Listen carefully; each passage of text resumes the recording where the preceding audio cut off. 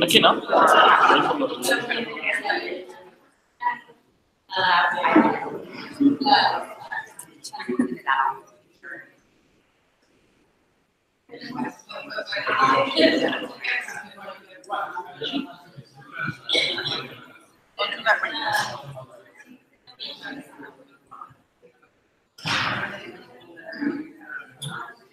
Welcome back, everyone.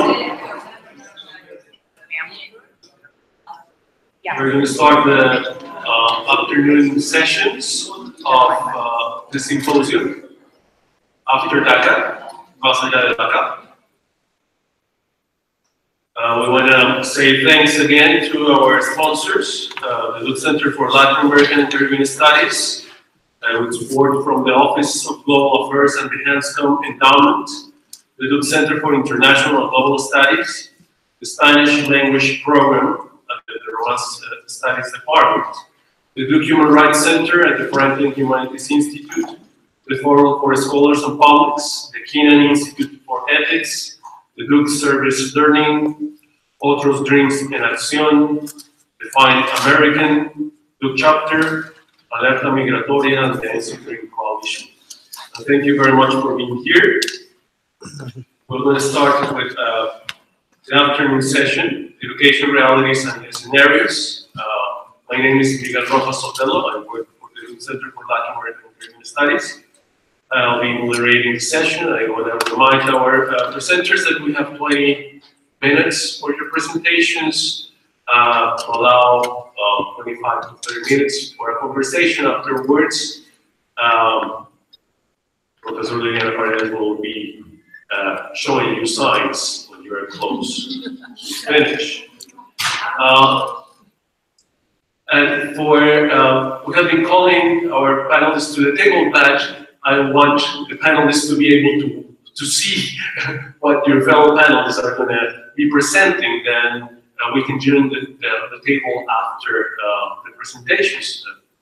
Then Dr. Alexandra Delano joined us from New York City, from the new school. Professor Alexandra Delano is associate professor and is the chair of Global Studies and the current holder of the Jean M. Lang Professorship for Excellence in Teaching and Mentoring. Congratulations for that, Alexandra. She received her doctorate in International Relations from the University of Oxford, and her research focuses on diaspora policies, the transnational relationship between states and migrants, immigrant integration, and the politics of memory in relation to undocumented migration. Her publications include among many, the book From Here and There, Diaspora Policies, Integration and Social Rights Beyond Borders, from Oxford University Press in 2018, and the book Mexico and Its Diaspora in the United States, Policies of Immigration since 1848, from Cambridge University Press, 2011, and El Colegio de Mexico, 2014. And she was the co-winner of the William Leo Grande Prize for the best book on U.S. Latin American relations. I'll be introducing every speaker as we go, and we call Professor Alexandra Delano. Thank you so much.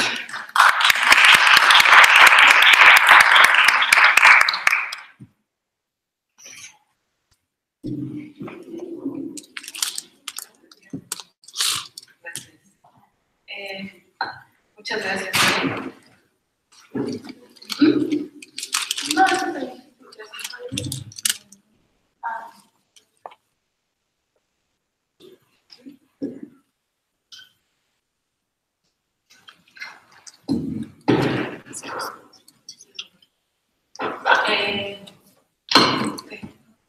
I was going to be the last one, and I wanted to build on the other presentations, but I think it's okay to do it first. And I'm going to speak in English, but I can also say a few things in Spanish. The first thing I want to say is thank you for the introduction. And even though I was introduced with that sort of academic background, the work that I'm presenting here has been in an academic space, but has been very much a product of activism within the university and a result of many conversations, especially with dreamers in the classroom in the US and in Mexico. So I feel that it's not so much academically informed in the way that normally academic work is produced, but rather a response and a reaction to the needs that I've seen from our students and the realities that I've seen on the ground, and the urgency and necessity to think about all of our institutions and how they can respond to the needs of immigrants with precarious status, not just undocumented, but also immigrants with TPS or immigrants with mixed status, and also now in this moment where also international students and immigrants with refugee status or in asylum proceedings are under attack. So the work that we've been doing at the new school has been about how to think about our academic spaces as one of those spaces in which we can respond and react with concrete actions and concrete practices, but also as part of a larger symbol and commitment to the broader change that we need in larger structures. So I'm going to talk about the work that we've been doing at the new school and how it has been informed, and also how it very much connects to the conversation that started in the last panel, which was about the transnational focus and how that can, the realities and the work that we've been experiencing here in the US, both institutionally, but also in activism, are really important to translate to other contexts and to continue that work, and to not think of migration as a unidirectional process, but as Rossy very clearly put it, it's a process that continues, and it's not about the moment of origin and the moment of destination and the return. It's a continuous process, and we have to address these realities continuously. The practices that we're developing in some spaces, being able to inform practices in other spaces. So that's what I'm going to be talking about. So well, this is the new schools, Make the New School Sanctuary website, which I'll talk about in a little bit, but that's part of our presence and our efforts to document the work that we're doing and to share our process and to help build coalitions and support for this work across countries. And the symbol that you see that S in the middle was developed by one of my colleagues in collaboration with a design firm, and it's part of this idea that we speak about sanctuary and we speak about these practices. We want to make them visible. We want to have visual entities to signify what this is about and to be able to share it. So this symbol is available for everyone to download and make posters and use it digitally and whatever form you want in your offices, in your email address, and has many variations that you can draw on. So first, a little bit of history of why and how we're talking about sanctuary today and how it fits into the debate around sanctuary campus and all other broader debates about what sanctuary means and how it may or may not be a useful and powerful tool in this political moment. So first, of course, it has its roots in the 1980s sanctuary movement, which was mostly directed towards the reception of refugees and asylum seekers from Central America. It mostly took place at the border in Arizona and Texas. Kenneth has already talked about some of those efforts to help people cross the border and to give them a place to live, to give them housing, and also help them make their legal case to receive asylum. And eventually, in the 1990s, their efforts led to the program, to the TPS program. And Susan Kutin recently also shared with us that the TPS program was also the basis under which the Daca program was formulated. The same form that was used for TPS was then adapted for Daca. So it has a really strong connection to the kinds of things that we're talking about today, both legally and in terms of activism.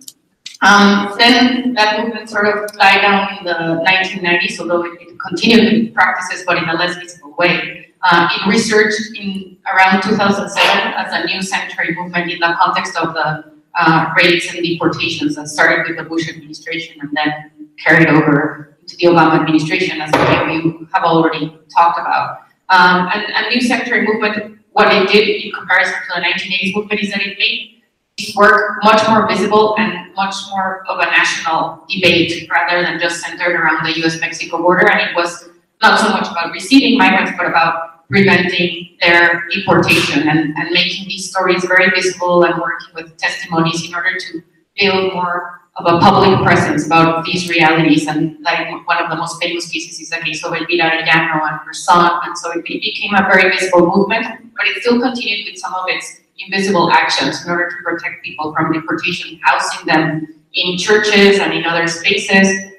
But it made a point that Sanctuary is not just about housing people. It's also about taking a public stance, and it's also about making a commitment to changing policies that are creating these realities, rather than just sort of as Rossy was putting it, it's not just about help. It's not just about that moment in which there is urgency, but it's about a broader practice of changing how we think, how we perceive, and how we act in relation to these realities, both in the current moment, in the local context, but also in terms of broader structural changes, national and global realities. And that's what they were articulating in 2007. Then we also talked earlier today about the 287G program and secure communities and sort of the increasing interior enforcement and how sanctuary cities also responded to this. It wasn't anymore just about churches or about activist groups responding, but it was also about governments, local governments taking a stance and of non-cooperation with ICE and challenging these broader system of enforcement that was sort of taking place around the country more actively in the mid-2000s.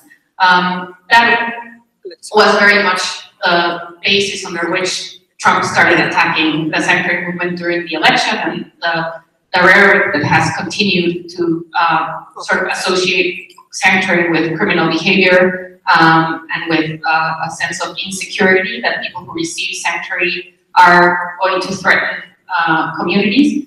And it is in that context that, that the sanctuary movement researched after the election.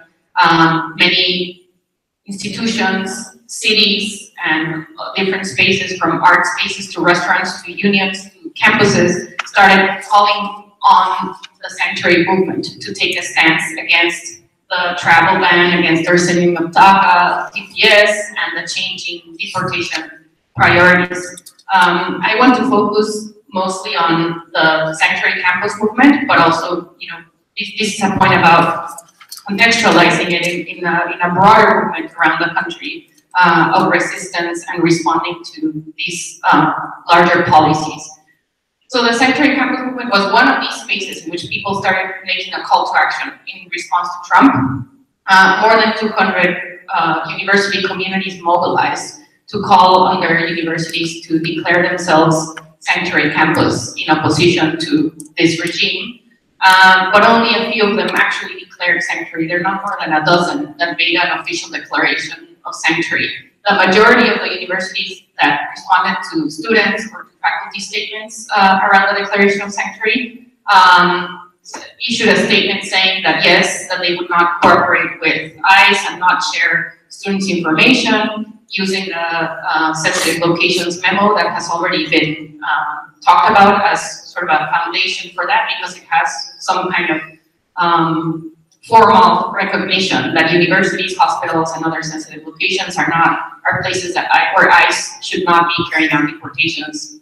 Now we know that the memo doesn't necessarily prevent them from taking action wherever they want, even outside churches. But that universities have felt that that's the only, well, most universities have responded that that's the only basis under which they can make some kind of promise about the actions that they are going to take, because they feel that declaring sanctuary, using that word, is going to be, is going to give immigrants that have precarious status a false sense of security, that the term over-promises, because we generally associate it with this idea that you're going to be provided housing and long-term security, so they want to avoid that confusion.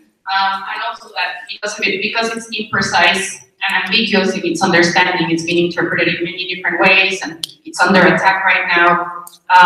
It's not a useful term, that it will just draw more attention from the Trump administration against them. Trump has threatened that he will take funding away from sanctuary cities, but even beyond that, they've even had a legislation drafted to extend that to any other institution that declares itself a sanctuary. So they would cut funding from universities according to this proposed legislation. So universities think that making a statement and making a declaration of sanctuary will risk more than it can actually offer to those who need it.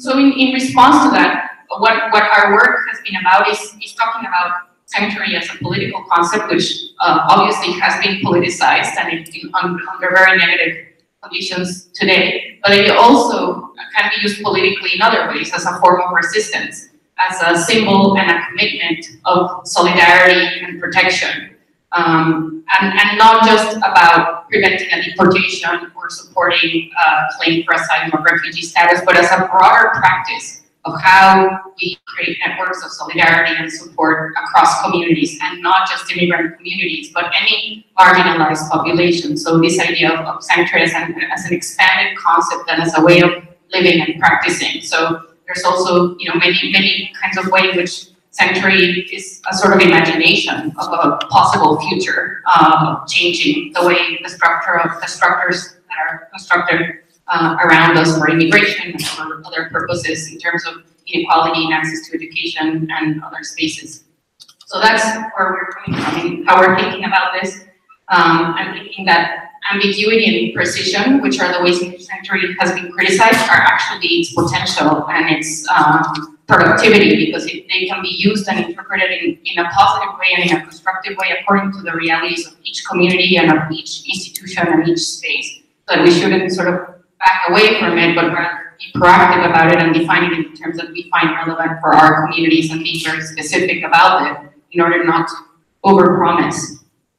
So we we put together these 16 points about what it means to be a sanctuary campus under 3 sort of areas or categories. 1, the protection of information, 2, resources and support, and 3, institutional commitments. This was developed through a working group that has about 30 members, and it includes the New School Dream Team, affected international students, allied students, and affected and concerned faculty and staff. So we try to make it as a very horizontal type of work, responding to the kinds of things that undocumented students have been articulating for many years since the Dreamers movement started, that they need to be part of these decisions, but that also that the fight within access to higher education is not just about giving access to scholarships, but it's also about the support systems that are created within institutions to support their whole path through education and beyond education. So that's Giovanni, one of my students who came to Mexico with the Daca program 2 summers ago, and he was writing this a couple of days ago, and I thought it was really powerful to really think through what it means to provide real support for students in academic spaces. Our 16 points drew from many of the documents issued by Dreamers throughout the years about the kind of support that they need, from a group that was created in New York about 8 years ago, the New York Dream Faculty Alliance, when we talked about the different practices across different universities that faculty were using to support students, and so we had sort of some kind of sense of best practices. And then the California Faculty Association issued a statement right after Trump was elected, where they called for a much broader statement of support for students and sanctuary campus that included access to housing and financial assistance, or the UC system that has this sort of support through dedicated advisors that are close to the community. In some cases they are or were undocumented themselves, so this sense that the kind of support is not just about creating a staff position and an administrator, but a person that this community can connect with because of their shared experience. And then some articles that have been published in Inside Higher Education, also documenting practices across universities in the US. And then the Freedom University that was created in Georgia, that is a university for undocumented students, and that has put forward sort of models around financial assistance, but also about social action and leadership skills training for and with undocumented students. So I'm going to go quickly through our 16 points just so you get a sense of what they are. So in general, it's about the basics of how Century Campus has been interpreted so far, which is about not collecting data that could then be requested and shared about citizenship status, denying requests to share information, training all staff and faculty around security practices, prohibiting anyone that has access to information to share it, and reevaluate the protocol for referring students to law enforcement. Then, moving beyond that, which I think is very basic and sort of covered by most universities, is this point about resources and support. And there's another quote by Giovanni there about how this is about equity and how we can create that equity, not just through scholarships protecting information, but actually providing more institutional financial aid for non-citizenship students, providing emergency housing and expanding job opportunities on campus for non-citizen and international students, more legal support for students and also for families. In some universities, that free legal aid clinics are available not just for those enrolled, but anyone related to them. Providing healthcare support for those who don't have access to other forms of health insurance. Developing alternatives to class attendance for students that are unable to attend because of their immigration status. So if you can't drive to school anymore because you're afraid that you're going to be detained or have other limitations, they're providing online courses and other forms of support. And facilitating, this is mostly for international students affected by the refugee and travel ban, to extending their student visas in order so that they don't fall out of status. And finally, on institutional commitments, to create these resource centers and staff positions dedicated exclusively to this population, creating specialized personnel that's specialized in responding to the needs of international students, having on-campus working groups that can do this kind of continuous support and be communicating with the administration about what the needs are, because they're changing all the time. We're in a context where the laws and the policies are changing, but also the realities of the population change, so you need that constant communication. There's Giovanni again speaking about that. And then like concrete things about like issuing statements and publicizing broadly that we're a Century Campus. We're not, that this is 0.16 is our imagination of when we are a Century Campus. We need to tell everyone about it, make it very visible, and lead a movement around this against the sense of fear and risk that's involved in this.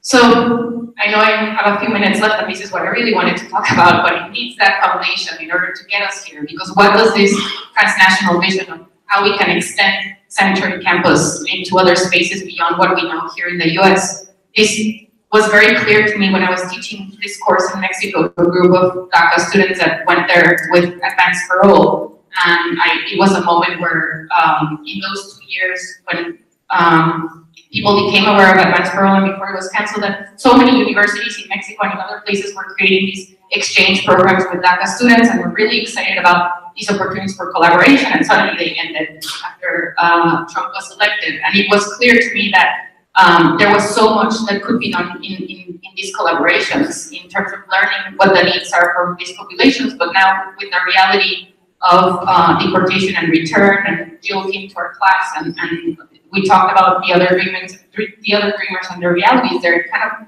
really hit home for the students that this wasn't something that we were just talking about in the abstract, but that the same needs that we're talking about that students have in the US are manifesting in Mexico, sometimes in more difficult ways, sometimes in different ways, but they're still there, and the same things we're fighting for here, we need to be fighting for them there in collaboration with the institutions that are so eager in terms of collaborations for exchange programs, but that they need to also see this as not a temporary thing that people are going to come and go, but people are already there and they need these kinds of support.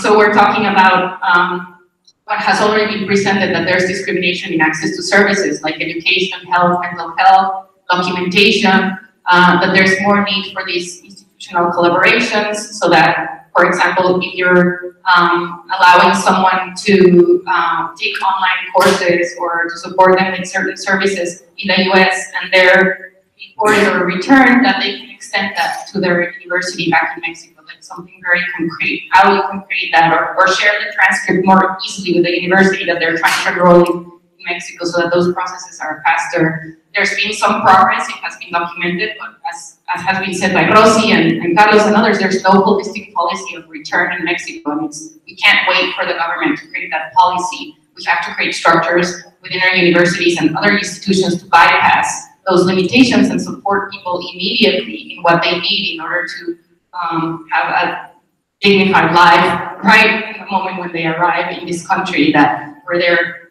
citizens, but sometimes they feel more discriminated than when they were undocumented non-citizens on the US side.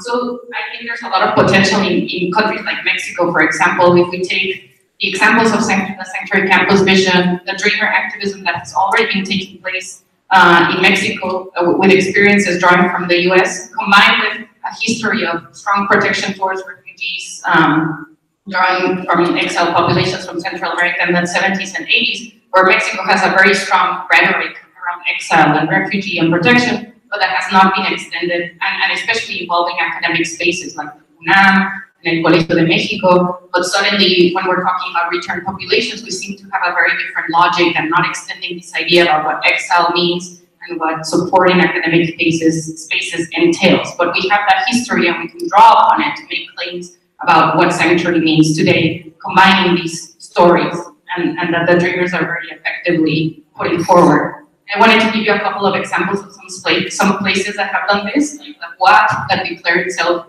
Universidad Sin Fronteras, the UASM and their program with Otros and Acción, that have scholarships and programs to support with academic language training in Spanish, training programs so that when they enroll in their classes, they have some kind of support already and knowledge.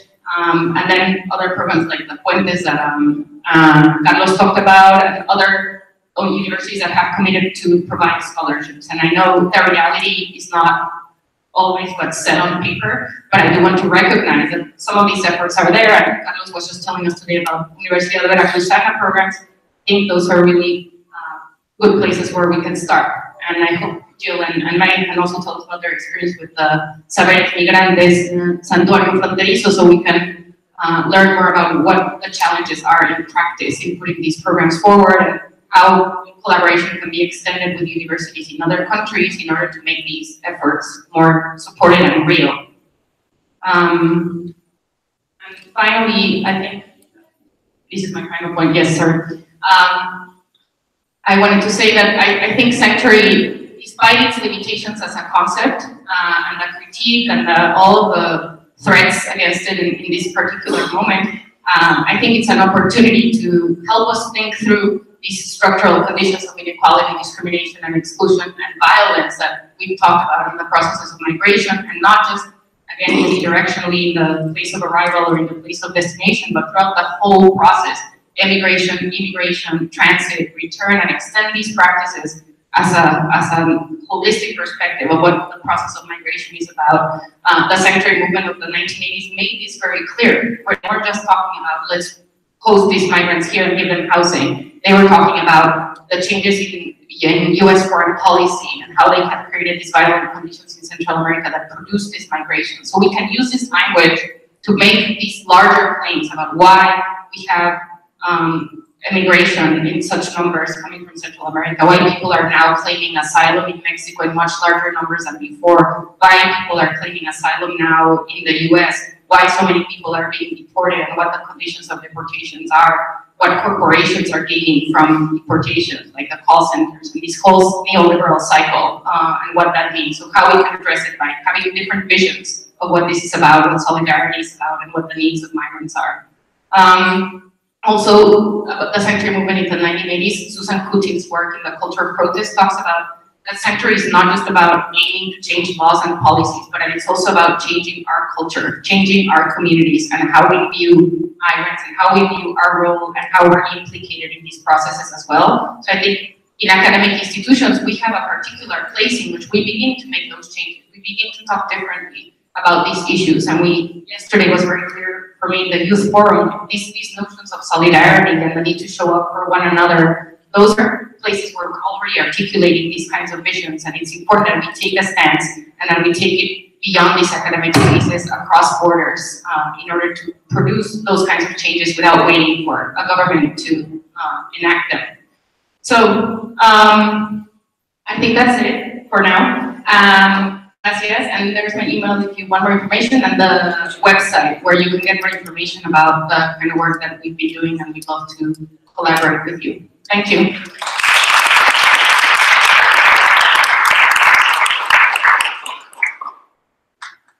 Thank you, Alexandra. It was incredible. Remember that we'll have questions and comments after the session, and then we'll have 2 hours for an open forum to come back to many of these issues. The issue of sanctuary is fundamental, and I think this is a good way to start several of our conversations. I want to call now to the table Professor Holmes. Professor Holmes is a very special member of our community. She is a teacher at Riverside High School. When we talk about education for our migrant communities, we almost always forget that the first in line are the teachers that are taking on these children after long and sometimes very dangerous journeys into spaces of safe spaces. Schools are safe space and express as children as they are, but there are many challenges. And Riverside High School in Durham is one of those spaces that has become safe space for the immigrant community. We're very appreciative for all the work that teachers like Alla and many of her colleagues performing on an everyday basis. They are in emergency mood all the time. But they are always doing more, giving more, allowing these students to try. Actually, the first and only undocumented student that Luke historically came from Riverside, and fortunately, he's not the only one. Li-Chen will be telling us stories too about how here at Luke we have now opportunities for our students. And thank you very much, Alla, for joining us. You want to use the microphone because she is a teacher. She brings it to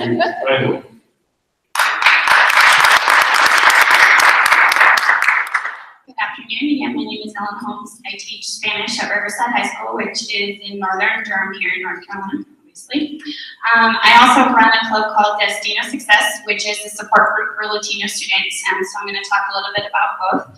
I am going to change. I had a PowerPoint, but in true high school teacher fashion, I changed lesson plan last minute. And I want to talk about just what I see with the students that I work with, and then some solutions and the amazing things they are doing to fight back. So I teach, again, grades 9 through 12.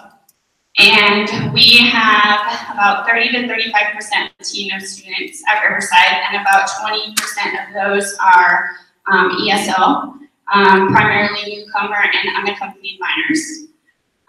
We did have a large group of TPS and Daca students as well. So it's been a very difficult, I would say, 6 years or more, of course. I've been at Riverside for 6, so I'm going to speak about that experience. Because I'm blessed to work with a group of Latino students, I see a lot of things that they struggle with on a daily basis. One, we don't speak Spanish in the office. You can start there. So if their parent wants to come and pick them up, it's a very difficult process. And just this week, a parent was asked for identification. What do they do in that case? I think it speaks a lot to the quality of the students that we have, that a lot of them come speaking no English at all. And then they're dropped into a class where the teacher doesn't speak Spanish. Nobody else in their class speaks Spanish, but they work just as hard to be just as successful as the other students in that class. So the reason that Destino Success was created by a former teacher was to ensure that those students and their families were getting the proper support so they can feel safe at school, so they can feel supported, so they feel like they belong. because they are part of our community just like I am. They are just as important as me. We've had a long history, unfortunately, of deportations. And one of the biggest moments for Riverside that I think created more fear is in 2015, many of you know Wilden Acosta was picked up on his way to school. Wilden was in Destino. He is an amazing person, always happy, seriously, always happy. I've never seen someone who's so happy for everything that he and his family has been through. And I saw the effects immediately. Dropout rates increased, attendance dropped.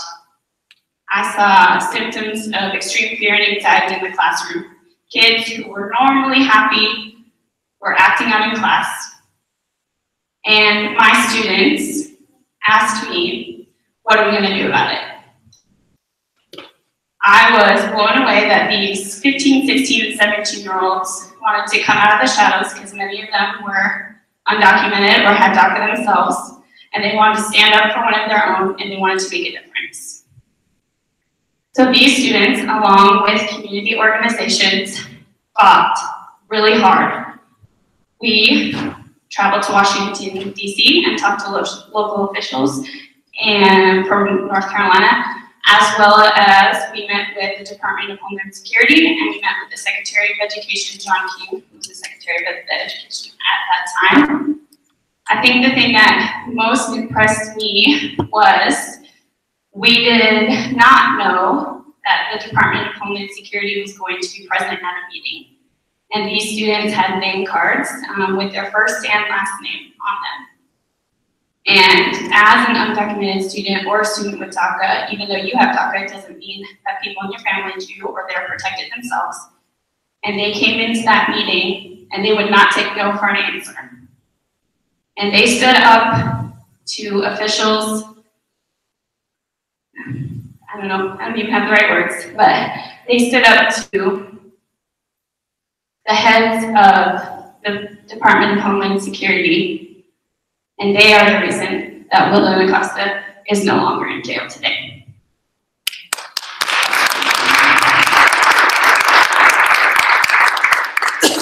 However, we still have many problems. Between this year and last year, across Durham Public Schools as a whole, the dropout rate for Latinos has increased by 75%. It's a big number. And it's due to the fact that we don't have enough support for them. They don't feel safe, they don't feel welcomed. So what I'm really proud to say is a lot of teachers across the district are working really hard to change that. We've started an immigrant justice group, and we are slowly but surely working with our school board to make some necessary changes. A positive one that came last year is we fought for the school board to pass a policy protecting our students' rights. We're a little bit different than elementary and middle school because we have SROs, security resource officers that work with the local police department. And of course, when you're in high school, unfortunately, if you get in trouble, it's easier to access your information. Now, due to that policy, the resource officers cannot access student information without due process, which is a right that everyone should have. It made a huge difference in how schools have disciplined students and how they're handling discipline, which is a big deal. In addition, we have started working on language justice, meaning that all schools should communicate in multiple languages. At Riverside, for example, not only do we have immigrants from Central America, but we have Syrian refugees. We have many, many students from Africa, and we need to reach out to them as well. But primarily what we're going to start with is our population of Latino students. I believe, and this is what we're working towards, is we should have translation permanently available in all schools, because we don't. Right now, us Spanish teachers get a knock on the door in the middle of class, and we're bold to translate for situations sometimes that I think we shouldn't be involved in or privy to.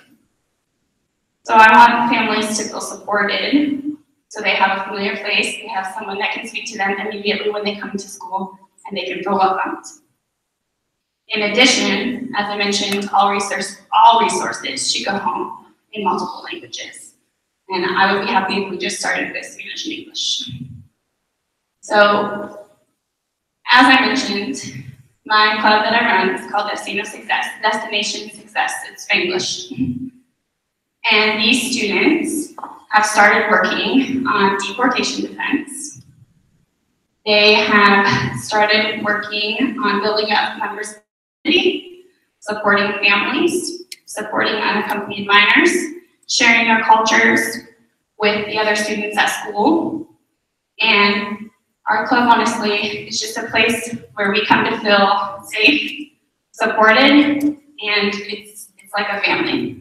My students say they can actually act like themselves, they can tell jokes in Spanish and we actually get it. It's the one place that they feel really comfortable at school. So our other goal, and it's starting to happen, is provide a club like that in all the schools. And then those students can start advocating for themselves as well and their families. Success has been an amazing opportunity for me and been extremely successful because, for example, yesterday, Define America, Axel, he is a graduate of Riverside and has become a leader. His experiences you got us here, but that's good. His experiences within Destination Success, what we do in our school, what we do in our community, and what we did for Will and Acosta have shaped his future here at Duke and have attributed to his leadership skills now. So what we try to do is set these kids up for success, ensure, again, that they feel safe and supported in the community, and that they know their voices are extremely powerful and they can make change. So my students primarily are from Mexico, El Salvador, and Honduras. And so you can imagine the things they've gone through and seen in their home countries and what they've done to get themselves here. And I always find it hard because I feel like we expect so much from them. Like they can't just be an average student, right? They have to be amazing. They have to win all these awards. They have to have straight A's. I was average. I'm fine. Nobody got rid of me. I'm just saying. And so I feel that they have all these pressures, and they're unfair. They don't have to be perfect. They can just be them. And so I'm just really proud to say that we can provide a space for them where they can be themselves. And they can learn to advocate and to use their voices. Thank you.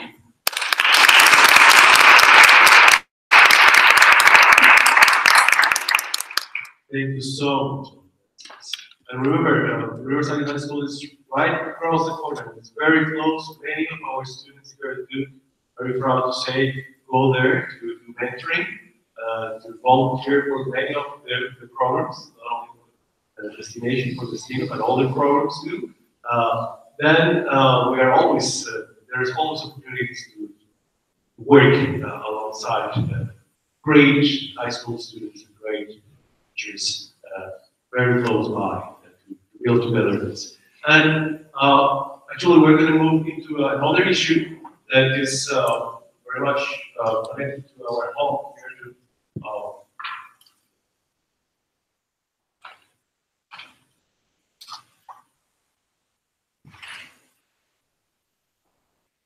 I call to the table Dr. Li-Chen, Assistant Vice President for Intercultural Programs, Division of Student Affairs here at Duke University. And I want to just share a little short story. When I came for the first time at Duke, gave a talk actually in this room, art history, back in 2007.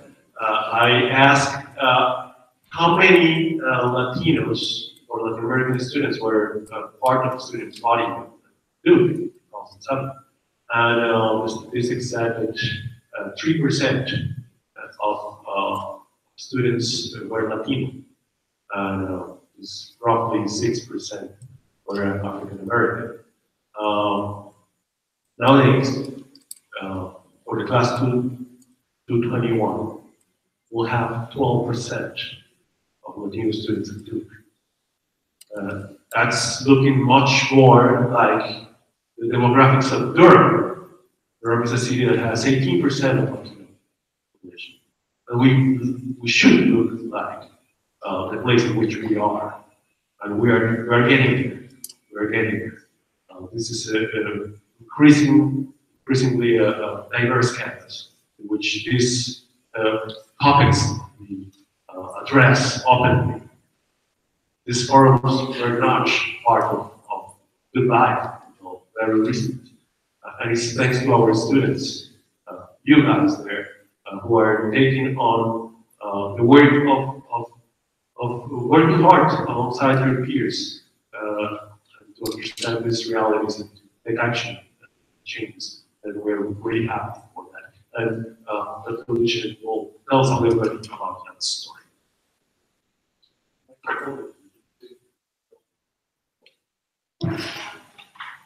Is this being recorded? Yes. Wow. Well, thank you for that introduction.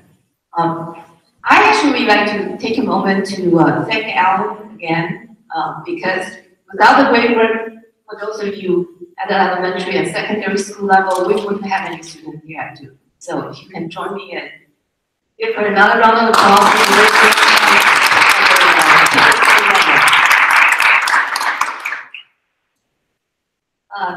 That's actually a very hard act to follow, deeply touched by the story.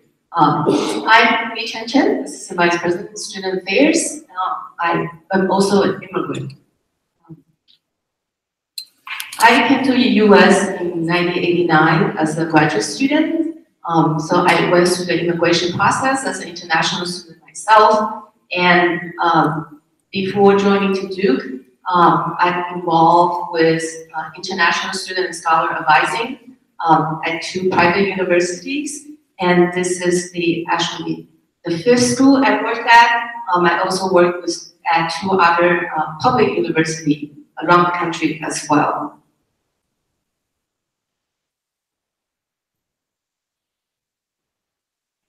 I was asked to specifically talk about Daca and undocumented students at a higher education level. So I want to start by just giving you some basic statistical information. And I also want to mention that I deliberately use the word Daca and undocumented students. I think a lot of the times we think about students or even the people's worth based on their documents, which I think is problematic in many levels. So I choose to use Daca and undocumented students for this particular presentation.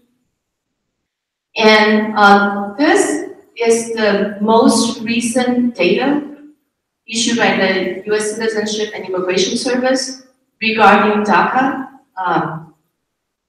And in terms of the number of people who have applied for Daca, and I think it was Antonio, who was an alum that was here last night, talking about, yes, absolutely the majority of this people that have Daca are from South America and Central America. But there are, as you can see in the chart, these are the top 15 countries.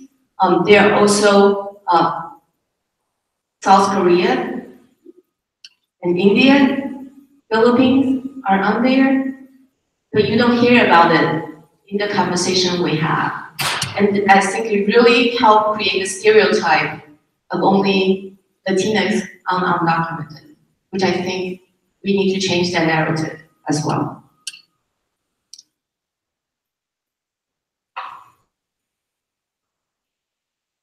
So these are data that was again processed based on the data that was issued by the US government. The chart is created by the Pew Research Center. And I really want to show this because North Carolina is actually on this map. And specifically, Charlotte is on there. That actually lead to why Duke changed its policy and procedures in regarding how we treat are documented and undocumented students, and particularly at the undergraduate level.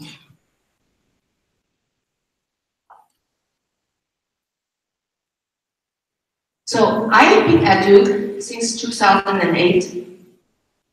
When I first came, I was the director of International House, which served our international students, scholars, and family from outside the United States. And in my first year, I had a visit by an undergraduate student who is Asian, in fact. And he got my name from some other office on campus. He came to me to talk about his immigration status. And he admitted to me that he is undocumented. He was a senior at the time. He talked about how his life will be after Duke. So in many ways, we don't have students who are undocumented. And at the previous two private institutions I worked at prior to coming to Duke, we also have students who are undocumented.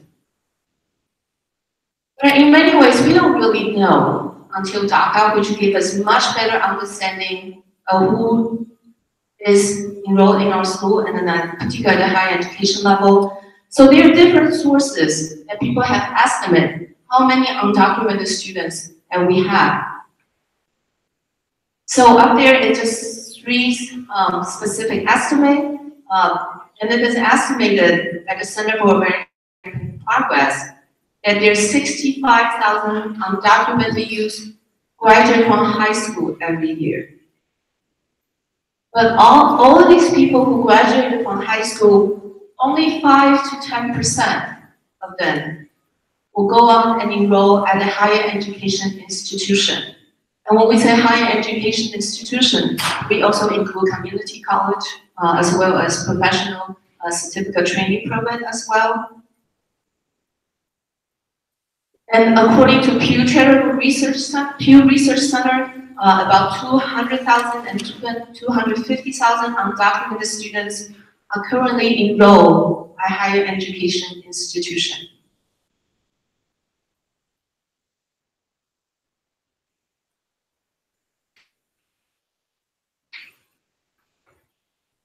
So to me, this is not a Latinx issue or an Asian issue or an immigrant issue. To me, this is a human rights issue.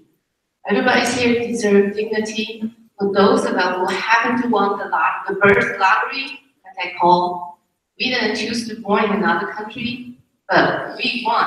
So we were able to afford many of the privileges we have. But as a civilized society, I truly believe this is our duty to really, I think, I was very touched by the first presenter who was talking about the Twitter, and this is an equity and justice issue. This is not just an immigrant particular issue. So in 2005, UCLA, a lot of the work I want to acknowledge, and echoing what the first presenter talked about, there's a lot of work being done in the California state school level. California has the largest documented students, and by all estimates, undocumented students at this time, and many of their, the UC system is far advanced in terms of where Duke is, and then we look at that as our best practices as well.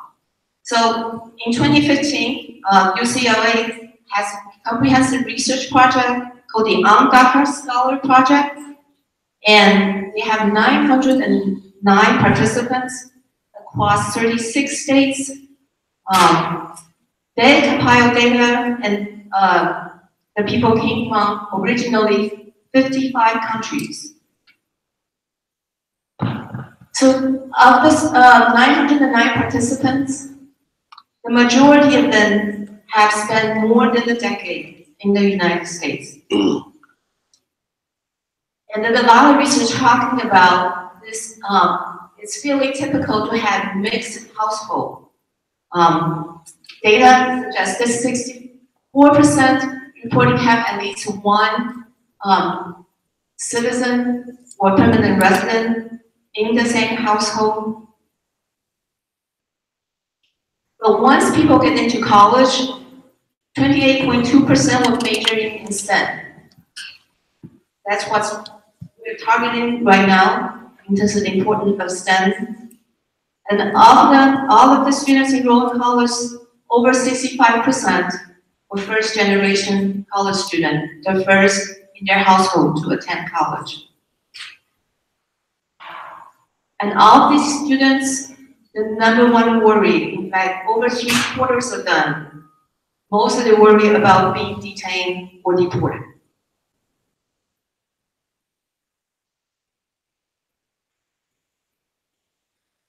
And this pie chart shows you for those respondents that are currently enrolled in school or have completed college level study.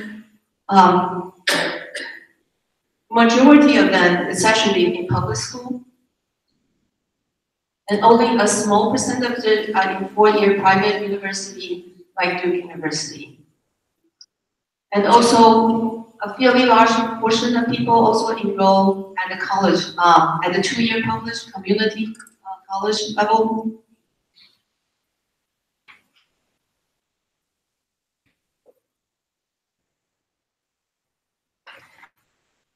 And most recently, last year, Ted Wong of UC San Diego collaborated, united with DREAM, National Immigration Law Center, and the Center for American Progress, completed studies specifically on Daca recipients.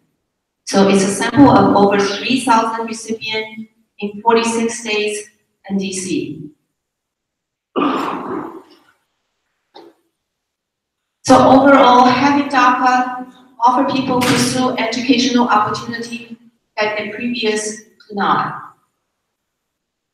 And for the majority of them, and if you look at the split, I think particularly at this current political climate, talking about the urban and rural divide, but in the case of Daca, that divide is actually very small. People have the same aspiration and drive to be productive citizen of this country. Again, if you look at the data, the majority of the students actually has completed high school diploma and are in the process of working on their associate degree or bachelor degree.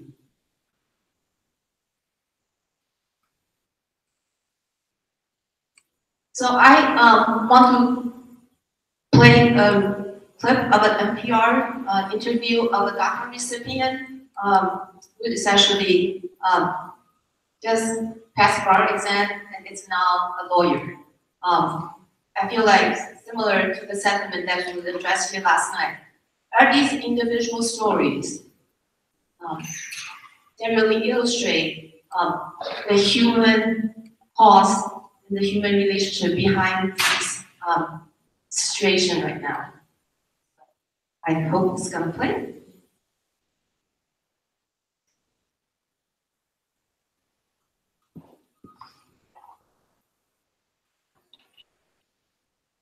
It was working.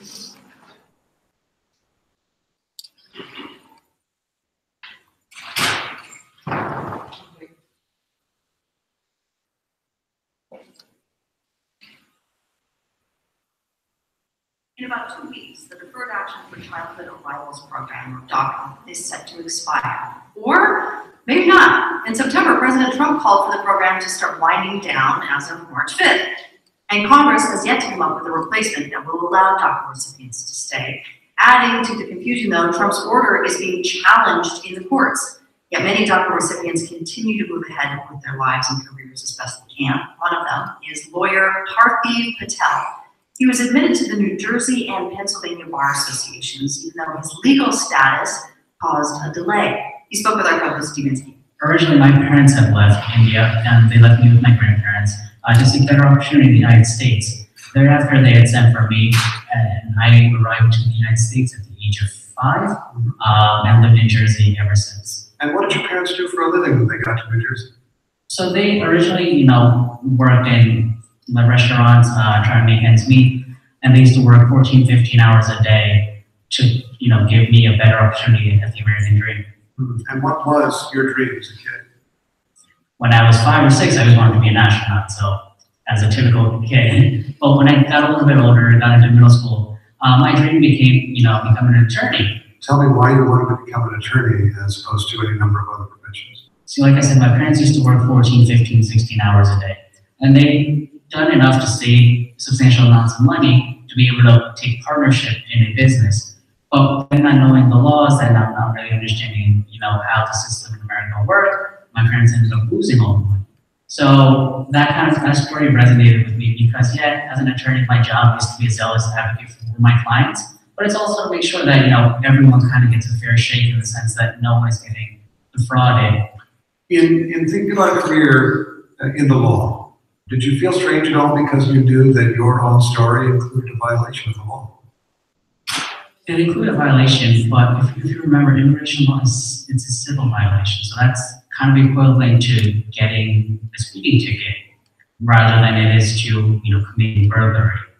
I understand what people might see as me it kind of be ironic that I'm an attorney, even though I technically violated the law. But when you violate the law, there has to be some kind of intent on doing so.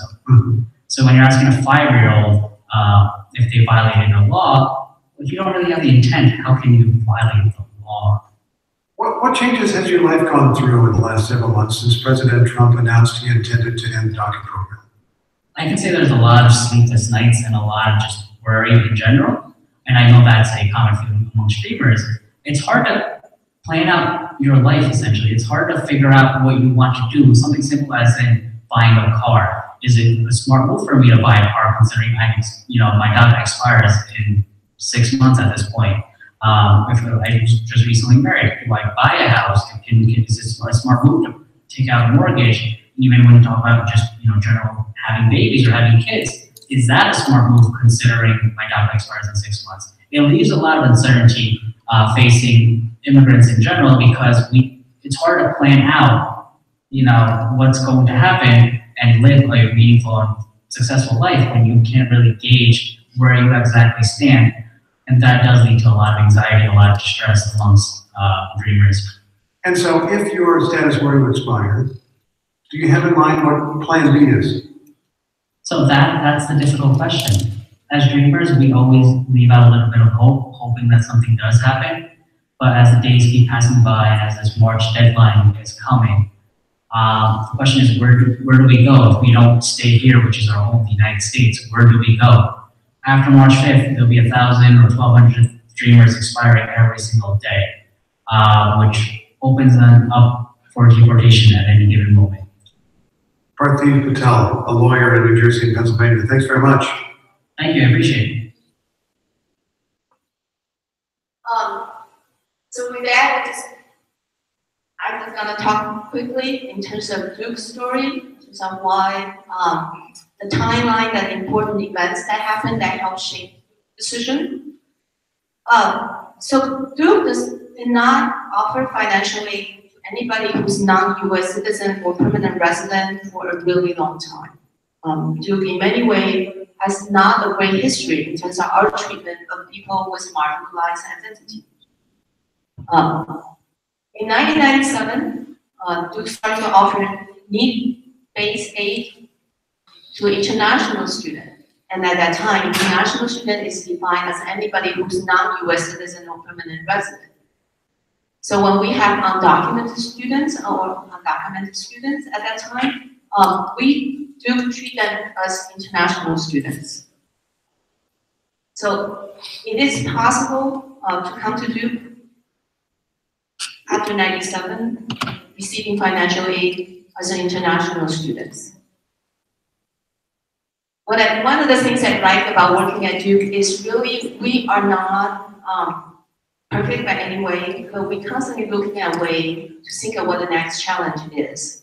In my conversation, I want to credit my colleagues in the undergraduate admissions office who have said that at that time, in the late 90s and in the early 21st century, we started looking at the demographic of North Carolina and how the demographic of North Carolina is shifting and how we as a North Carolina institution can play a role. And then also looking at the high school graduate, what's happening in our applicants pool. So in the early 2000s,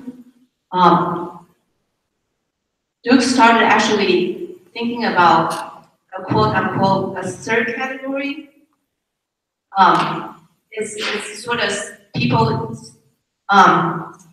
Duke started thinking about undocumented students at that time as a third category. They're not international students. Again, I agree with that because in many ways, people who have grown up here love the term American. And also, the one that they didn't have is their visa paper. But the official change of policy really did not happen until 2016. With the class of 2021, I would say due to, in large part, activism from the students, and particularly at that time, students from a variety of backgrounds. This was not just a Latinx student issue, but students from the majority background, African American students, LGBTQ plus identified students, and together say we need to make Duke more accessible. That means making Duke a better place. So the policy was changed, and that's a quote from Dean Nowicki, who was instrumental from my multiple conversations with people in the Allen building, like I said. Dean Nowicki was instrumental in persuading back then President Rojas, and I think President Holmes had just took office at that time. And also I think sentiment expressed by the faculty of really the importance of treating undocumented students as US applicants.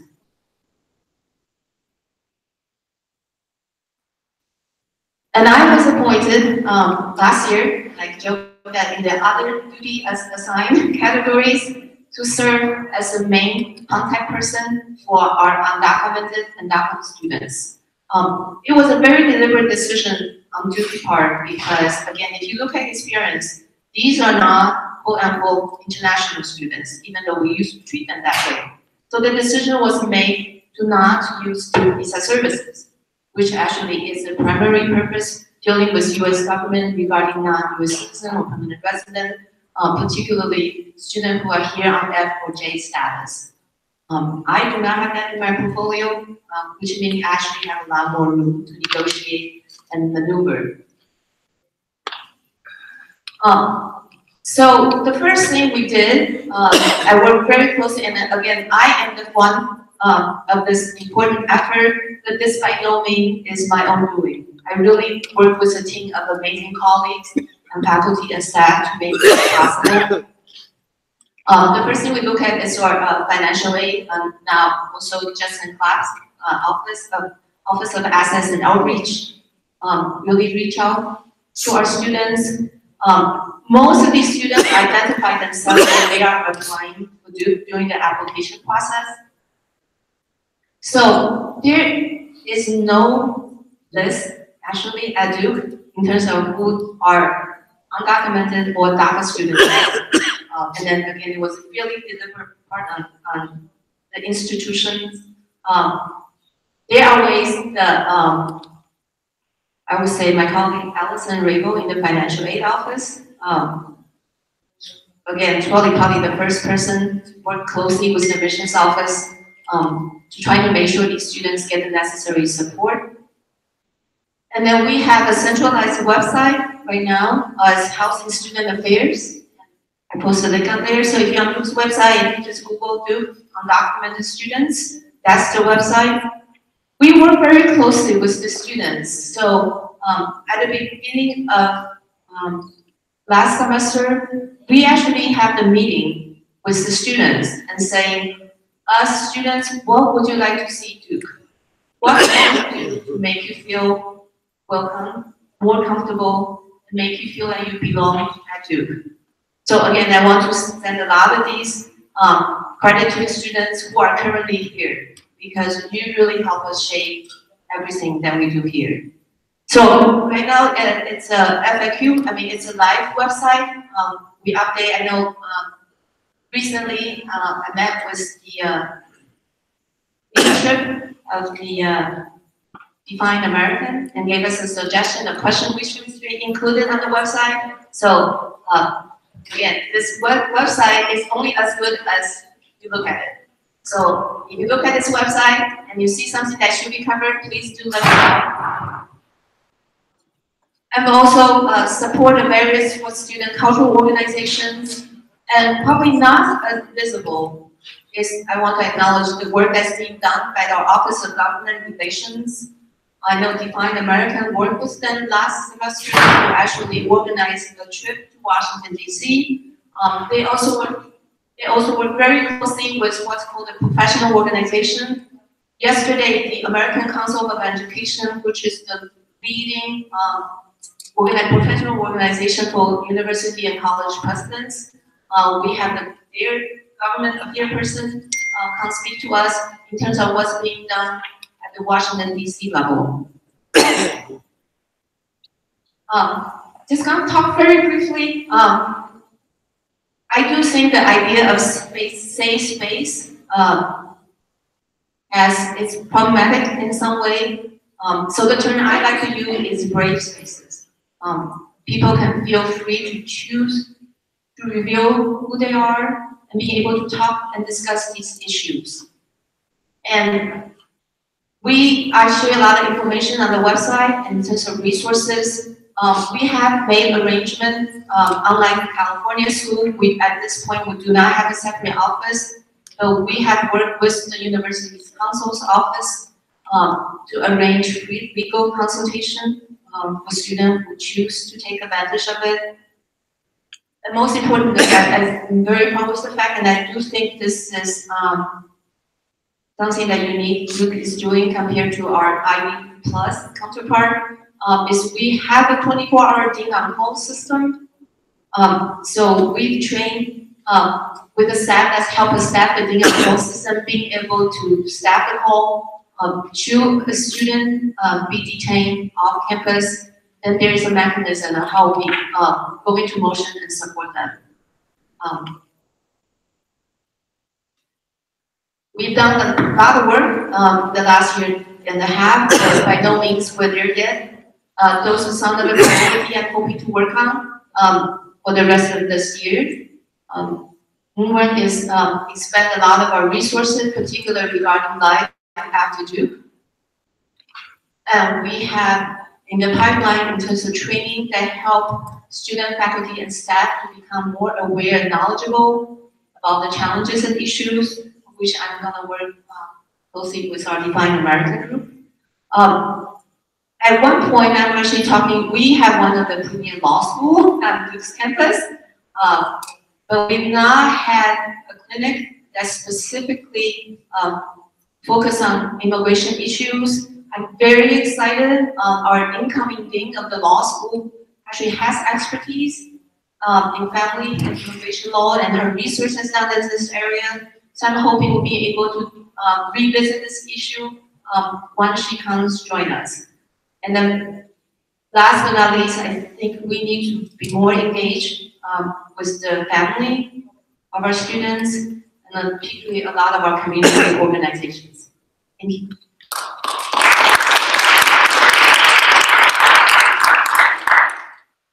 And now we call Jean, Alexandra. We're going to start up a conversation here because it's really interesting how we hear these thoughts and how the issue of sanctuary or safe or brave spaces came to the fore. How the spaces of education are spaces of to grow, to be sheltered, to be home, and how from a conceptual point, as I was putting it, that sanctuary that can be problematic because we're being under attack on many fronts, to spaces of being, we can just start addressing these issues. and how from conceptual to the real cases, high schools, elementary, middle schools, high schools, to the university level, we have to address these issues for the well-being of our students. And they are the ones who are going through these issues, and then we are here to support them. And again, I myself, as a migrant to Latino, feel that these universities can be allowed, at least not all of these universities, this country against all the odds that is moving forward, and that we are making some progress. Then I don't have a real question to the panel. I just want to, and I think all of you, in a very common way, brought the issues of the needs that are on the table. That is not only financial needs or structural needs on organizational level, but spaces of comfort, right? To think through these issues with students, with the youth. That is not a move that comes from the top, but it's a move that is built in commonality all together. Right? We have to talk together. We have to learn how to walk this path together. And it's something that is not easy to do from a university standpoint. Universities are very hierarchical organizations. But I just want to share what new President Price, we were really surprised and happy when the declaration of the end of Daca came, and in September 6th, President Price was just inaugurated and came out with a statement supporting our undocumented Daca students at the campus.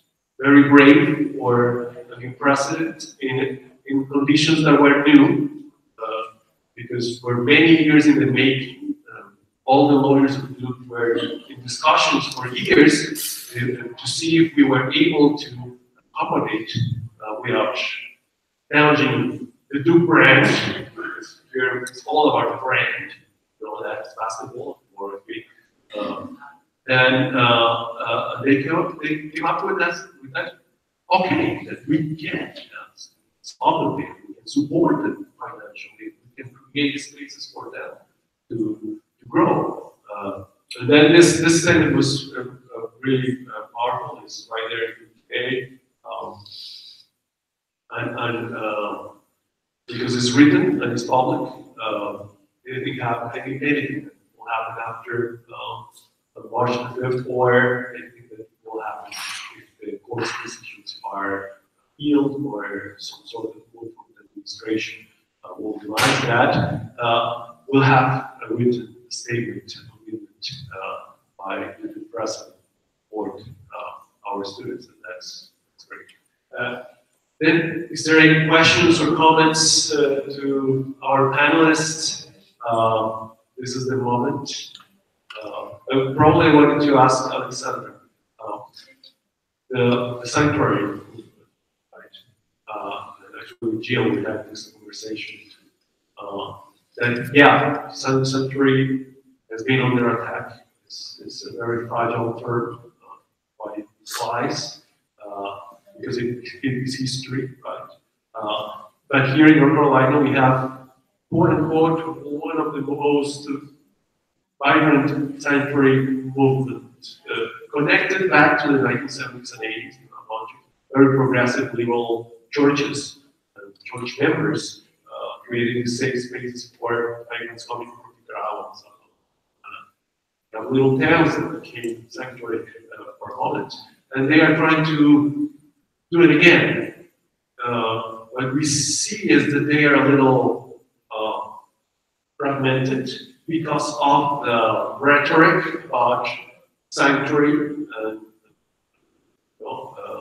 the fear that implies to lose funding from state, local, federal levels. and that they are becoming like little pop-up spaces. And we have cases of people that have been living for months in these small confined spaces. And to think sanctuary, we should think sanctuary not only city-wide, region-wide. We have to think about corridors that are sanctuary, things like that. How is the thinking of sanctuary coming along with your research group?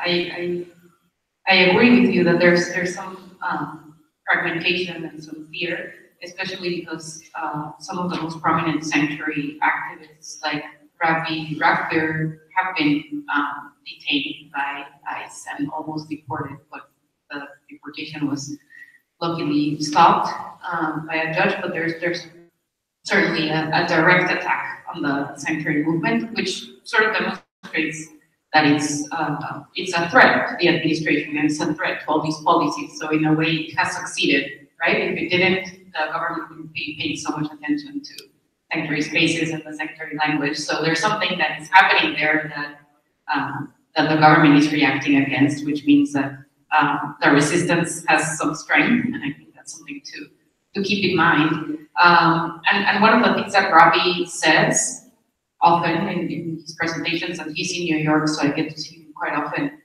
He's one of the most prominent activists in the New York Sanctuary Coalition. He always says the term sanctuary is going in a similar direction than the term amnesty of the 1980s, which was sort of a moral stance in the sense that there is a possibility for justice, regardless of whether you committed a violation by coming into the country without the papers or overstaying your status. And suddenly amnesty, after the 1996 regularization program, became associated with criminalization and with bringing more undocumented migrants to the country. So it became a very negative term that then activists stopped using, because every time they used it, it generated this backlash.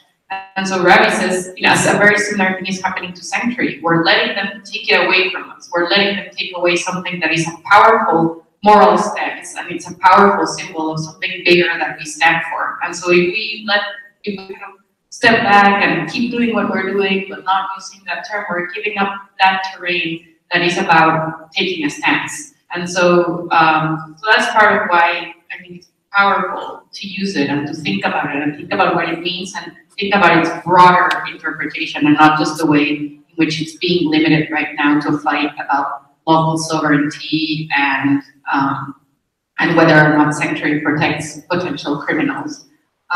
So I think that's one part of your question, and then the other part is about how we're thinking about it regionally or transnationally. So I talked a lot about Sanctuary Campus as one of those spaces where we can see this transnational connection of how the activities taking place in campuses around the US, in large part thanks to the activism of Dreamers, how they can be translated to Mexico and other spaces in Central America and South America and other countries where migrants have been deported, but just because this corridor is a little bit easier sometimes to connect, and also because of the size of the population. But another way in which we can think about this sort of connection is we brought La 72 migrant shelter to New York, and they're one of the shelters along the migration route from Central America to Mexico that has been doing a lot of work of first providing shelter, but now also focusing on supporting migrants with their legal claims to get asylum in Mexico and documenting other forms of abuse like trafficking and rape and other things. So they've been really active. And we brought them to New York to have a conversation about the work that we're doing, but also to connect them with the New York Sanctuary Coalition, because they're doing the same work that La 72 is doing, but at another point of the migration process. And it was incredible to see them in conversation and to talk about the number of possibilities that could arise from working together with a similar vision of the migration process, rather than just separate points along the line. And it ended up being a conversation around how the process of documentation of migration stories and refugee stories changes very much along the routes, and especially when it's a traumatic story. And so sometimes a story that La 72 collects is not the same story that the New York Century Coalition collects a few months later. And that powerful story that was collected at one of the first points of arrival could be the basis for a legal case in the US. So that's a very practical thing where if there was a stronger coalition of sanctuary groups along the route, could help make legal cases and provide protection along the way. As in the titles told the next shelter that they're coming, and then the next shelter, and then they arrive in New York and we can tell them they're here and how can we connect them with their family, etc. Right? So there's very practical realities of what that could be. And then we did have this, we brought them to a legal clinic in the New York Century Coalition, and just like, who knows what random thing about this world, somebody came to the legal clinic, they looked at the person that had come from La 72, and they stared at each other for a second and then hugged each other. And it was someone who had been in La 72 and was going to New York, and they found each other in that moment. So it was really incredible to see that reality of that whole connection. But just to end, I think one of the challenges is that in the meaning of sanctuary and the practice of sanctuary is that the concept of sanctuary doesn't really carry the weight that it does here in the US, in Mexico or in Central America or in other places. It's interpreted very differently, and politically perhaps there's an opportunity because it's not looked upon as a negative thing, but it's also not seen in sort of its potential and its power as a political force. So I think Jill and Maggie are using it in a collaboration with the Universidad Autónoma de la Ciudad de México, but it kind of, when you say it in Spanish, it even sounds strange to say it, and then Carlos is now using it at the UV, but people really don't understand it. Maybe it's a good thing because they don't carry all of this negative connotation that it's in the US, so maybe there's opportunity there, but there's also a lot of education and sort of awareness that has to be built around what that means in concept and practice in spaces beyond the US. I think it's also being used in Europe in some cases, but not so much in countries of origin. That will bring me to a question that I wanted to ask you.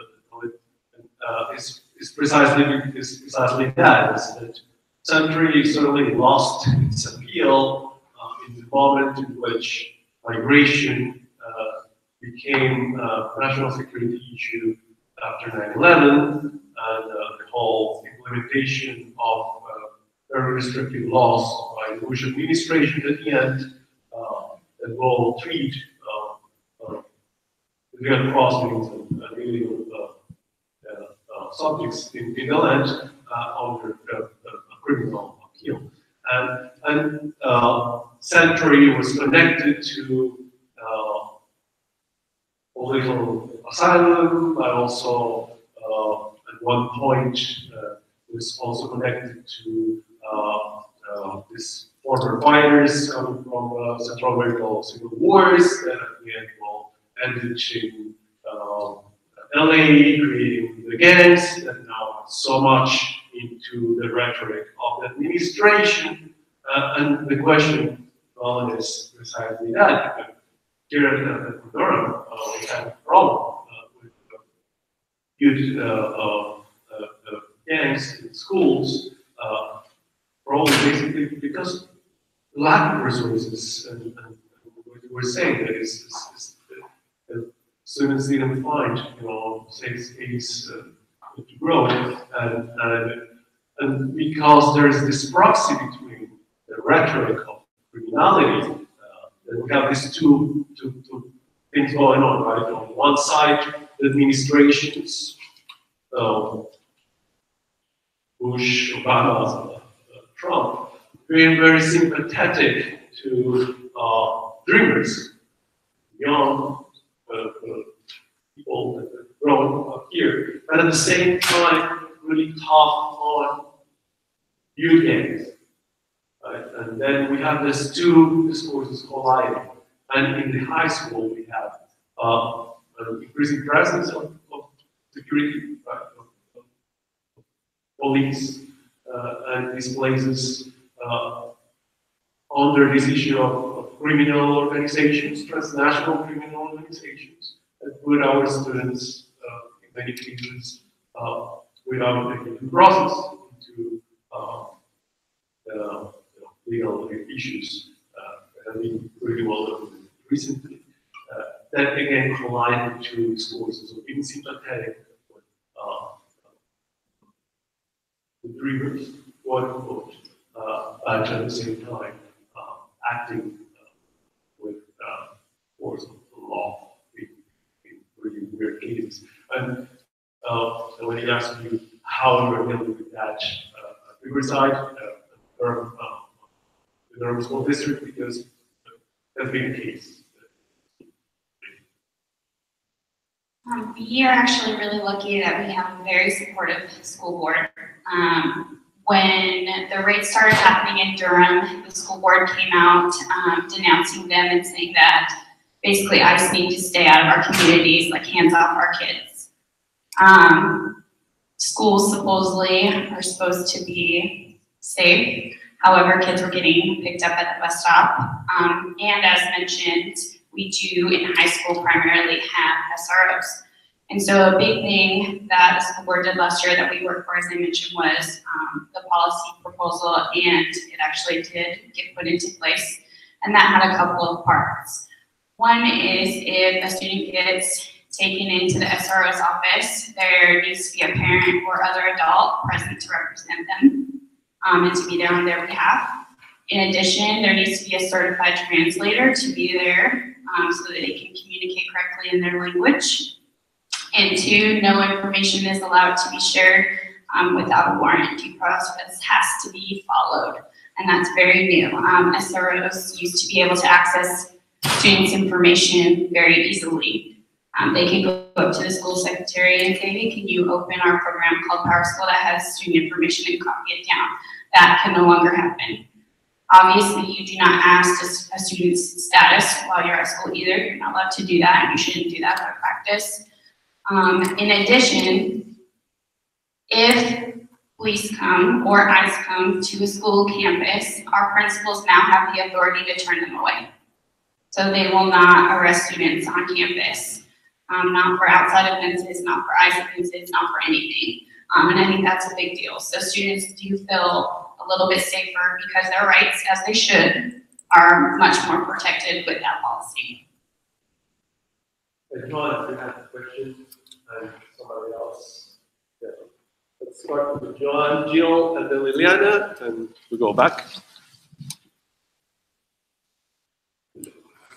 This question actually is from a colleague who unfortunately had to leave a little early, but it's to ask a question about digging a little deeper into sanctuary campuses and to ask about if there are any models out there or if there are any plans here at Duke to increase the intellectual exchanges with undocumented community members. Specifically, are there ways to compensate undocumented community members for participating in guest speaking or hiring them on campus? And are there logistical ways that we can better partner, including high school students, into our programming here at Duke?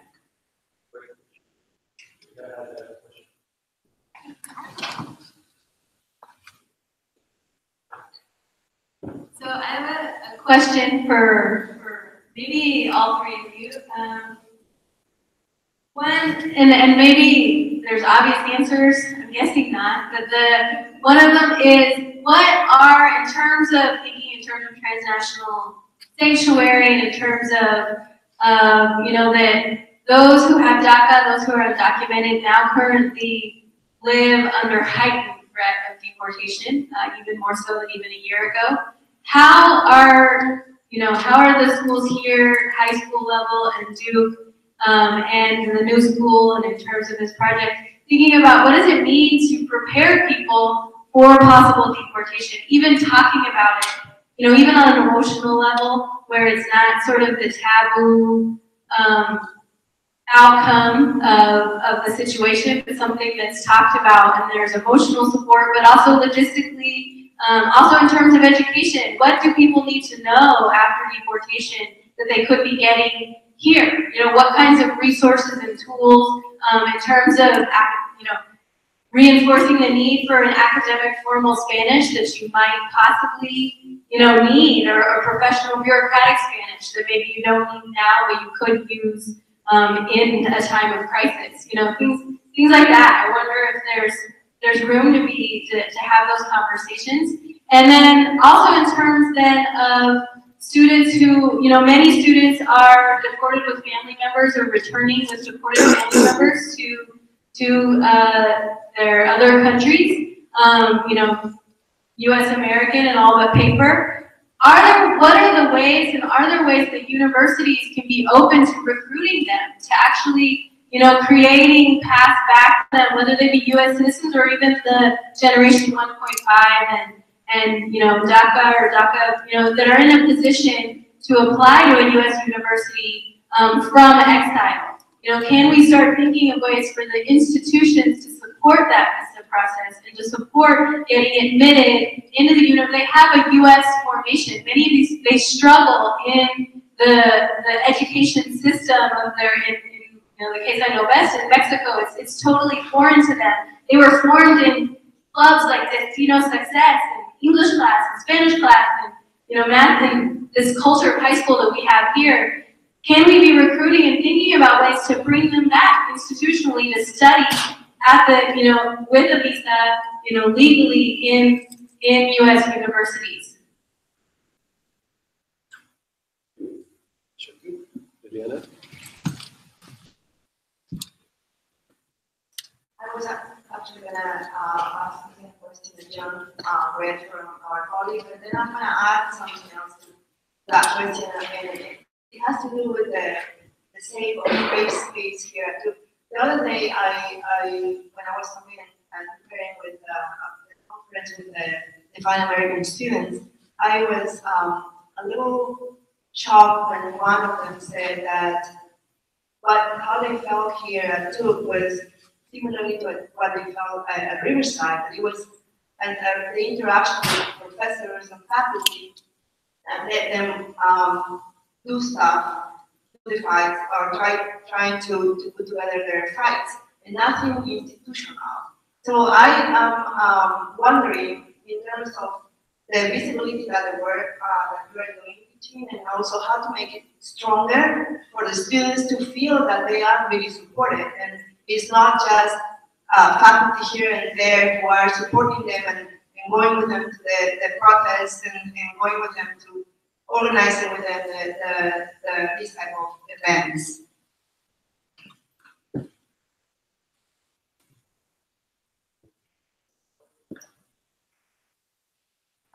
Thank you. That's a great question. Again, I want to emphasize the fact that this is only a starting point for us. By no means, I feel like Duke is where we should be. I think a lot of times, I think I do for almost a decade. I think for the most part, we are reactive. We are not very proactive. My jurisdiction, not even jurisdiction, that's too strong a word. My position is in student affairs, and so it's co-curricular activities. Like I say, a lot of things I've been doing the last year or so is really, I'm a firm believer in tweaking existing system instead of creating a whole separate system for people. So, like I say, we work with the Inam Hall. I'm now working with the Career Center to see if there are more specific career information that we can think, in terms of students who are going to graduate soon. I had a conversation with Dr. Abbas Brennan, the associate provost for faculty development. He actually came from the University of Illinois, which in many ways have also done a lot in this area. So he's in full support of it. I think there will be enough synergy. I think cultural shift change time. It's not something that can be just turned around overnight. And I'm very grateful that we have so many faculty allies at Duke who are conscious about the need of our students, and this how And he actually told me he's gonna link his website to my website, Undocumented Student website. So we're looking at how information flow out to faculty. And I have a group, the Academic Advising Center has been a willing participant for my pilot faculty and staff training. So that I'm hoping that will happen by the end of this semester. And again, I think it's really how I can collaborate with faculty through the regular faculty channel, working on that as well. Somebody asked a question earlier about the deportation and academic courses, and I think that's something I learned from this conference. That's something that I have not personally thought of, but again, I think it's something we need to look at. I would definitely encourage you to go through the academic channel, the house, to really talk about these issues. And the other part was about the community coming to inform the institution about these issues and start compensating them, ways to bring the community to. Oh, okay, yeah, thank you. So, one thing that I'm very conscious about, looking at all of the students who have come out and took us in, I self-identify. But I also want to acknowledge that we have Daca students who do not want to be identified. They just want, they come here to get a degree, and that's what they concentrate on. I think there needs to be room for both of them. And my philosophy has really empowered the students to make the right decision for them and for their individual circumstances. And I think, you know, I'm proud of the fact that Define America is now an officially recognized student group, because once you're an officially recognized student group, that will allow you to access and then resources and support that otherwise you are not eligible for. So I think that's, again, this is only a first step. That's definitely an area that we will continue to work on. Thank you. First, on the question of models, I can't speak to what Duke is doing, but I can tell you a little bit of some things we've managed to do at the new school, not as a model, but just like insisting on case-by-case basis about certain things. So, for example, we have made those of us in the Sanctuary Working Group have made a commitment to offering any positions that we have or that are possible to get for work study or RA-ships or TA-ships, to give them as a priority to students with precarious status, so Daca or undocumented or other TPS or other statuses. So that's our own commitment, and we've managed to get the administration to support that by finding ways when it's an undocumented student, for example, to not pay them with a salary, but pay them with an award or a grant, so that you kind of go out of the having to report it in a certain way, and that has been helpful. And also, when we invite speakers from the community, we always see them.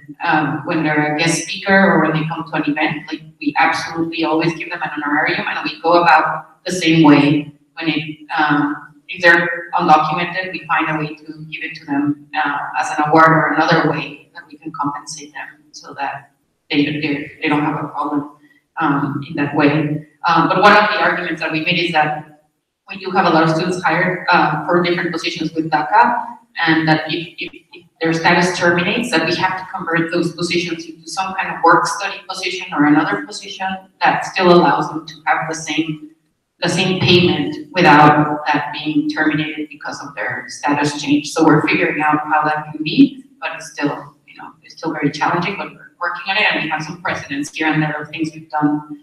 And then for on Jill's point, which is really important to put into the conversation about how do you talk to students in these situations. And there are a lot of toolkits that undocumented youth have developed through their organizations about to tell faculty and administrators at different levels, high school, especially high school, and then college, about what kind of support they need and how to talk to them and how to avoid microaggressions in the classroom, because even if a student doesn't disclose their status, or you think that there aren't any undocumented students in your university, which happens very often at the new school because it's a private university that very few undocumented students have access to, but you sort of assume the status, or you assume, or you don't even imagine that maybe they're not undocumented, but a family member is, or their partner is, and they're living this in different ways. And so how to train faculty to address these issues more consciously and have more awareness in the everyday, in the classroom,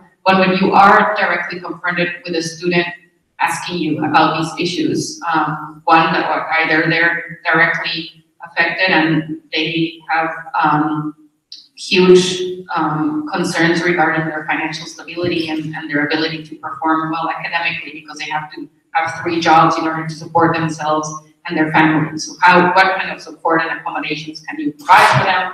Or I've had a lot of students recently come to me and tell me, well, my family might make a decision to return and I'm gonna stay. And what does that mean for me financially, and where am I going to live? And I can't come to school anymore because I don't know if when I go back home, they're still going to be there or they will have already packed their bags. So that stress and instability and what others were talking about in terms of like not being able to plan any kind of future because you don't know what's there. So as a faculty or as a university, what kind of support structures can you provide in those scenarios?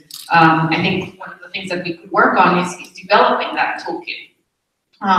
That all of these toolkits that have like the 10 points of how to talk to your students about being undocumented in school should also include having a conversation about their possible return or deportation, or a family member's return or deportation, and not avoiding these conversations and having actual resources that you can provide. I think now that we have organizations like Alla or Drinking Mexico and programs that have a specific checklist of what to do and how to prepare and how to prepare yourself for this. I think those are really important to disseminate more widely. Many people don't even think about this, and they think like, oh, you're gonna go back to Salvador and you'll be fine, so you're a citizen there and everything will be okay. So how to address that, and the resources that you've developed in other contexts, how can we bring them into this context, and then the other way around.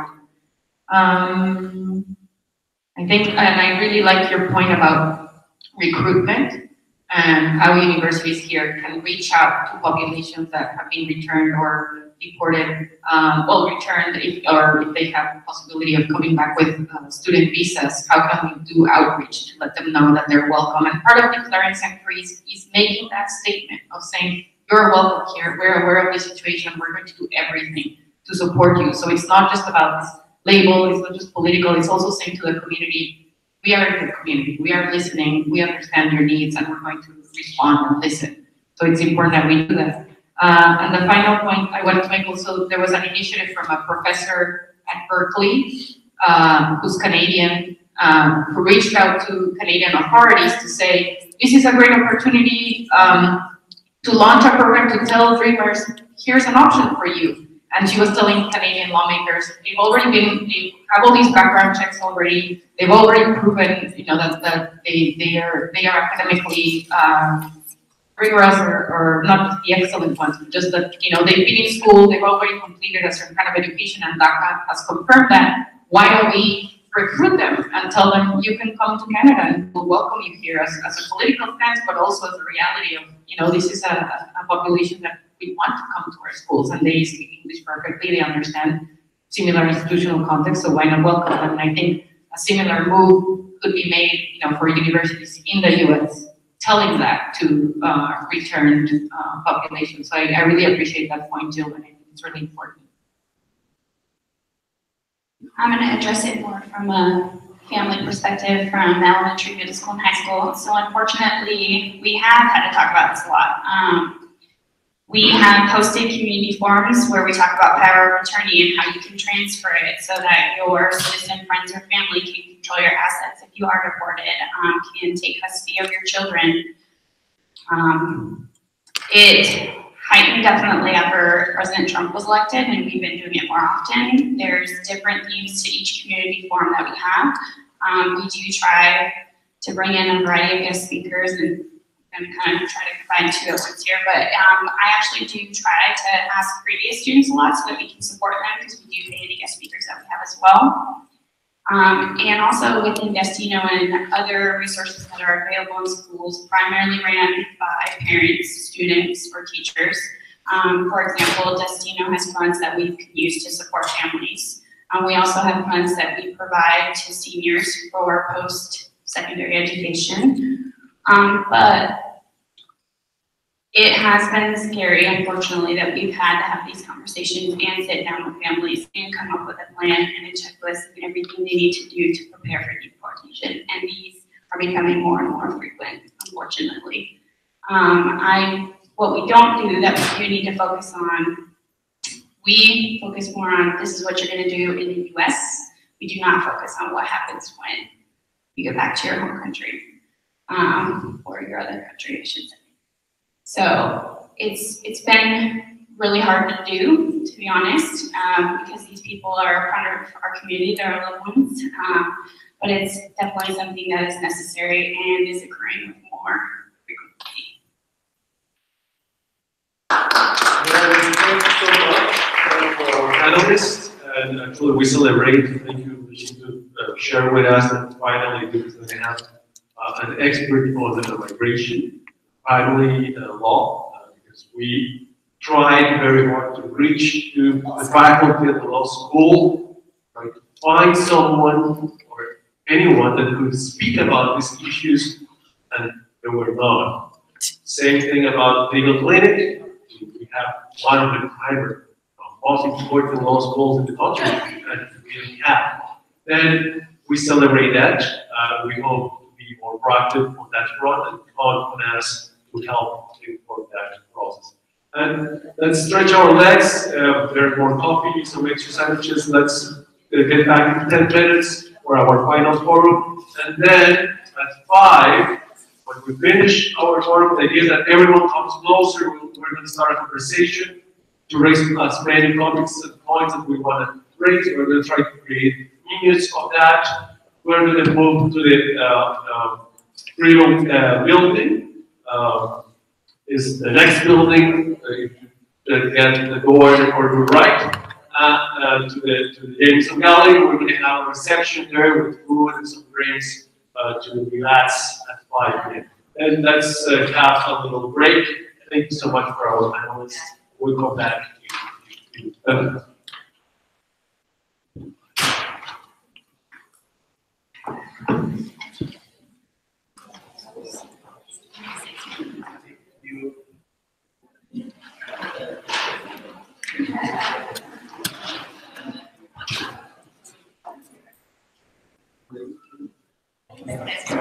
But I'll help you Riverside. Yeah, this one. Yeah. That's what I know. That's what I got the context too. Yeah. That's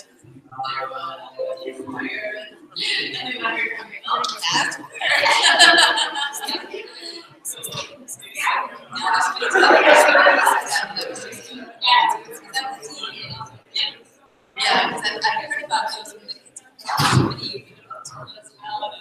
Actually, right now, it's starting to write something to the educational work also.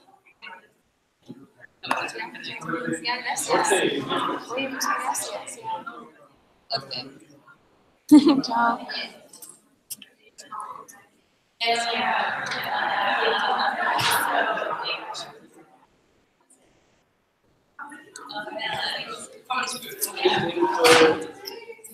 So it's done some awesome work.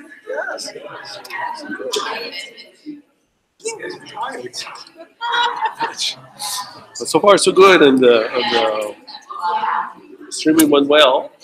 Okay, good. Captured the thing. Oh, neat! You got a nice little camera there. I needed a new computer. The problem with my computer was couldn't update it.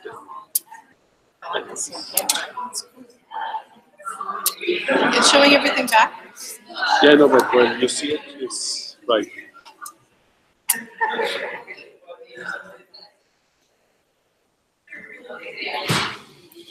Yeah.